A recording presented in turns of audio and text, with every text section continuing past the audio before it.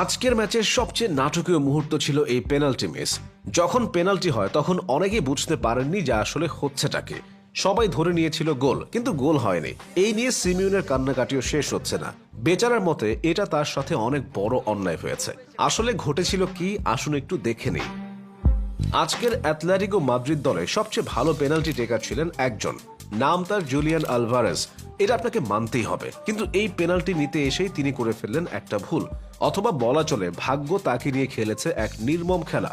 বলে কিক করার ঠিক মুহূর্তে একটু পা পিছলে যায় এবং ডান পায়ের জোরালো শটটা বাঁ পায়ে হালকা স্পর্শ করে ফেলে।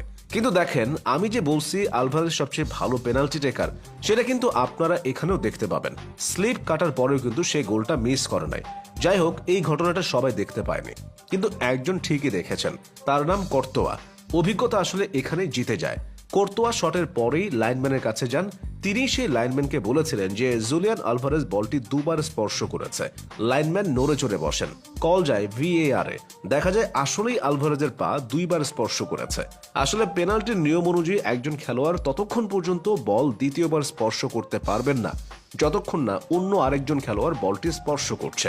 এখানে যেহেতু ফার্স্ট টাচে একবার আলভারেজ বল ছুঁয়ে ফেলেছে, সেকেন্ড টাচটাও অন্য কারো না, বরং তার নিজেরই, তাই এই পেনাল্টিটি বাতিল হয়েছে। কিন্তু এই সহজ জিনিসটাই মানতে পারছেন না সিমিওনে, অথচ এরকম ঘটনা প্রায় ঘটে। লেস্টারের সাথে একটি ম্যাচেও এরকম ঘটনা ঘটেছিল, যেখানে পেনাল্টি টেকার ছিলেন রিয়াদ মাহারেজ। দিয়েগো সিমিওন তার সংবাদ সম্মেলনে চিৎকার করে বললেন, কেউ কি দেখেছেন যে জুলিয়ান আলভারেজ দুবার বল স্পর্শ করেছেন? যদি দেখেন তাহলে হাত তুলুন। মানে বেচারার পাগল পাগল অবস্থা আর কি।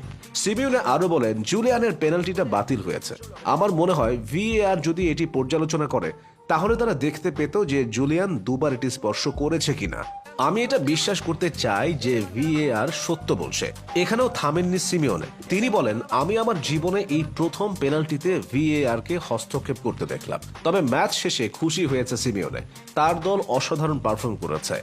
তবে সিমিওনের খুশির কারণ শুধু এটাই না, মাদ্রিদ যে কষ্ট করে জিতেছে এতেই খুশি হয়েছেন সিমিওনে। ম্যাচ শেষে সিমিওনে বলেন, আমি খুব খুশি, কারণ আমরা হেরে গেলেও আমরা তাদের কষ্ট দিয়েছে। পেনাল্টি থেকে গোল করার পরও সেই ডাবলটা জুলিয়ান আলভারেজ ও অ্যাটলেটিকো মাদ্রিদের সবকিছু শেষ করে দেয়।